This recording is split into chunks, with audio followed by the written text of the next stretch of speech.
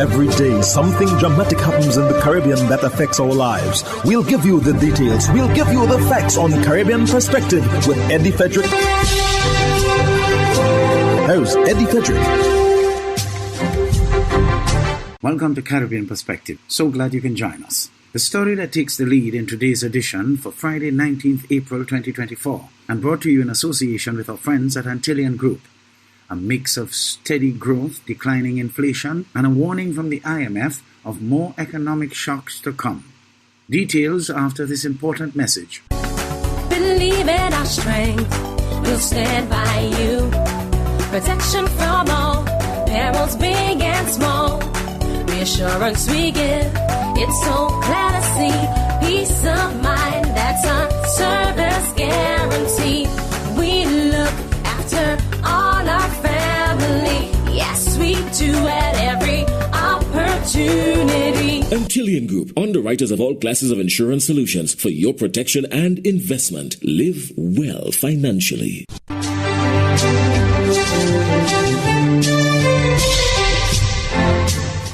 The world economy continues to display remarkable resilience with steady growth and declining inflation, and warnings to brace for more economic shocks. That's the prognosis of the IMF at the World Bank Economic Outlook Press Conference on Tuesday, April 16th at the IMF headquarters as part of the IMF World Bank Spring Meetings in Washington, D.C. Andre Huey of SKN Newsline is in Washington and reports. There's a positive prognosis for the global economy. Growth is steady and inflation is declining. That's the prognosis from the International Monetary Fund here at the IMF headquarters in Washington, D.C. I'm Andre Huey for SK Newsline. I'm coming to you from Washington, D.C., covering the IMF World Bank annual spring meetings for 2024. And just to let you know that this report is brought to you by the kind compliments of Hope Economics. Well, the first major press conference for this year's annual spring meetings have been held at the IMF headquarters earlier this morning, Tuesday, April 16th, where the chief economist of the IMF, Pierre-Olivier Gourinchas, gave a prognosis of the global economy at the World Economic Outlook press conference, which took place Tuesday morning. He gave a good prognosis of the development of the world economy and the growth of the world economy, but he cautioned that there are challenges ahead. The global economy continues to display remarkable resilience, with growth holding steady and inflation declining. But many challenges still lie ahead. Global growth was 3.2% in 2023 and is expected to remain at that level both in 2024 and 2025. This represents a 0.3 percentage point upgrade from our October projections for 2024, with stronger activity than expected in the US, China, and other large emerging markets, but weaker activity in the euro area. Inflation continues to come down. Median inflation will decline from 4% at the end of last year to 2.8% by the end of this year and 2.4% at the end of 2025. And most indicators continue to point to a soft landing. Now, resilient growth and rapid disinflation are consistent with favorable supply developments, including the fading of energy price shocks and a striking rebound in labor supply, supported by strong immigration in many advanced economies. Journalists also asked Mr. Gourinchas to give a prognosis of the Latin American and the Caribbean economies. The Latin American and Caribbean region, we see growth that is is going to slow down a little bit from 2.7% to 2.5%. The numbers I give you here are excluding Argentina and Venezuela, with fairly specific environments, and that's revised up in 2024 by 0.2 percentage point. So there is a lot of resilience in the region as well. Although, of course, the number of countries in the region have tight monetary policy. In fact, tight monetary policy that started ahead of what advanced economies did, and that is weighing down on growth and is expected to go away as as we have some easing of monetary conditions. Now, one of the things that the chief economist pointed out is that there has been less scarring from the previous 4 years of economic challenges. Of course, with COVID-19 and the war in Ukraine, Russia, we've seen some challenges economically. The countries around the world, he would have noted, have recovered from those scarring, with the exception of low-income countries. They are still experiencing some scarring from those economic challenges. We'll continue, of course, to monitor the developments in the global economy. We'll give you some more reports on the world economic outlook, but there's so much to come here at the spring meetings at the IMF, because we're going to be in a few days' time. By Friday, we'll have the Western Hemisphere Department. They'll be having their press conference, which focuses on the Caribbean and Latin America, and we'll also be looking at the central bank governors. They're supposed to be meeting early this week as well, and so we'll be giving you a report on that. By tomorrow, we'll also have an in-depth report for you on the small island developing states. They have a debt sustainability conference that's happening later this evening, Tuesday evening, and so by Wednesday, we'll have a full report on that for you. I'll be attending that. The Prime Minister of Antigua and Barbuda is expected to be there. We continue to monitor to see if we will also see any representatives from St. Kitts and Nevis, so that we can also bring you some St. Kitts and Nevis specific reports as well. Coming to you from Washington, D.C., reporting on the IMF World Bank annual spring meetings for 2024, I'm Andre Huey. The Digicel Group has announced the new Group Chief Executive Officer, and the TTMA leads a trade mission to the Bahamas.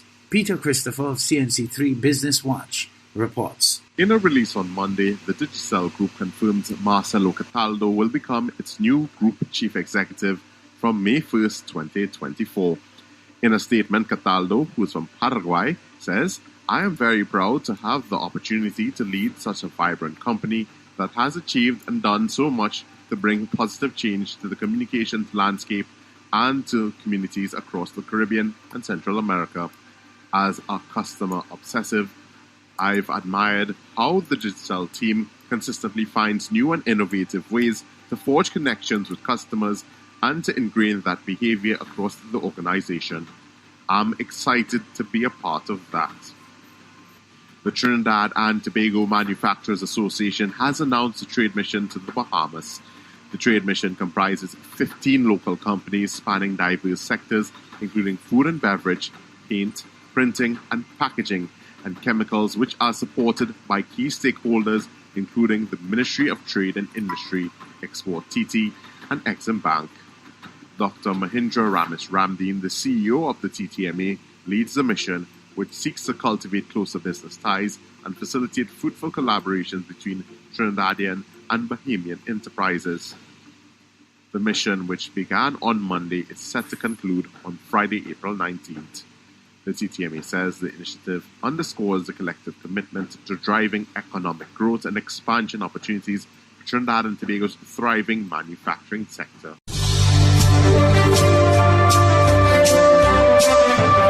You're listening to Caribbean Perspective with Eddie Frederick, in association with our friends at Antillean Group, underwriters of all classes of insurance solutions for your protection and investment. Live well financially.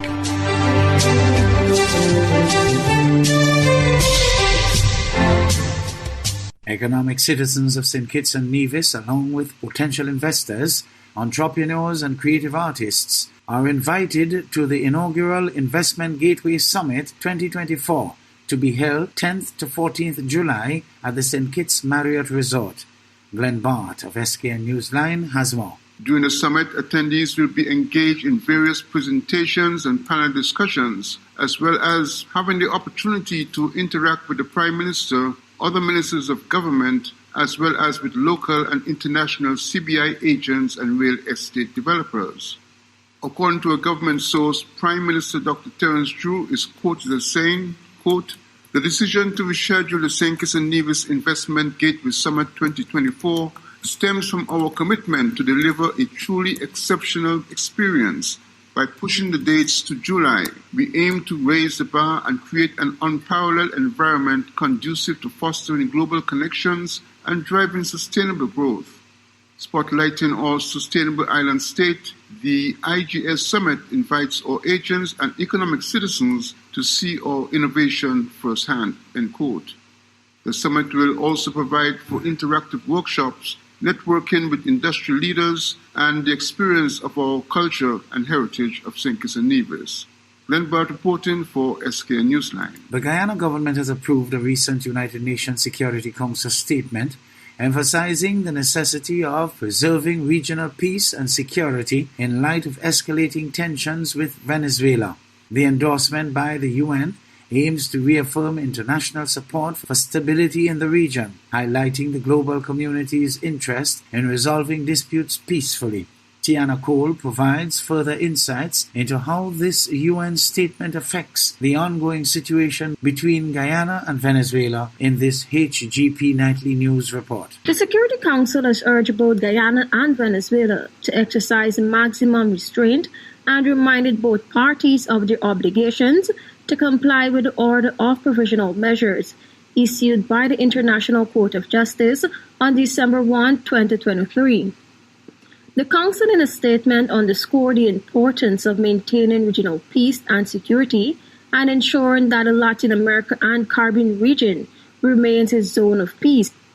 In this regard, it commended regional efforts which resulted in the signing of the Argyle Declaration, in which Guyana and Venezuela agreed that any controversy between the two states will be resolved in accordance with international law, including the Geneva Agreement of 1966. The members of the Security Council urged the parties to resolve their differences through peaceful means and to uphold their obligations under international law and the United Nations Charter. They also stressed the importance of regional actors playing a facilitating role in easing the tensions. As such, the government of Guyana welcomed the statement after Venezuela promulgated quote-unquote organic law for the defense of Guyana's Essequibo, which purports to incorporate more than two-thirds of Guyana's sovereign territory into Venezuela. The meeting was held under the quote-unquote threats to international peace and security. Guyana, a council member, requested a meeting by way of letter from President Irfan Ali. Following discussions last week, the Minister of Foreign Affairs on its website indicated that Permanent Representative Caroline Rodrigues-Burkett spoke on behalf of Guyana. Rodrigues-Burkett, according to the ministry, provided a thorough overview of the border controversy, while highlighting actions taken by Venezuela in contravention of diplomatic agreements, the Argyle Declaration including and the legally binding orders of the International Court of Justice, ICJ. She emphasized Guyana's commitment to peace, the rule of law, and to the resolution of the controversy through the ICJ. Ambassador Rodrigues-Burkett also emphasized the Council's responsibility to ensure respect for the rule of law and adherence to the fundamental principle of the UN Charter. She called on the Council to impress on Venezuela the need to pursue a peaceful settlement of the controversy by the ICJ, as it is bound to do so by the 1966 Geneva Agreement. Tiana Cole reporting for the HGP Nightly News. In the meantime, amid internal tensions within a Partnership for National Unity APNU, party member Amanza Walton Desir has urged her fellow party members to reconcile their differences. Dacia Richards of HGP Nightly News provides further insights into the challenges facing APNU. Member of Parliament and Shadow Minister of Foreign Affairs Amanza Walton Desir on Friday in a town hall meeting in Brooklyn, New York, said while there are mounting issues within the Irfan-led regime, there are also issues within her own party which she has deemed unacceptable. And I am not one, and I've always been very steadfast, that I do not discuss internal party matters, but there are matters out there in the public that have to be addressed. The current state of affairs is wholly unacceptable. She said changes must be made in her party in order to adequately address the dire situation faced by Guyanese under the current PPPC administration. She said the APNU must become the party of the future and as such should untie now more than ever. We have a nation that is in crisis and it behooves us to get ourselves together. Walton Desir highlighted that change is necessary and the country is depending on the opposition to bring about that change. Guyana is depending on us to be the proverbial deliverers of our people. And so we have to get it together. And so this disunity has to be addressed. Now is the time, according to Desir, to mend all broken fences as the nation prepares for yet another regional and general elections in 2025. For AGP Nightly News, I am Daisy Richards.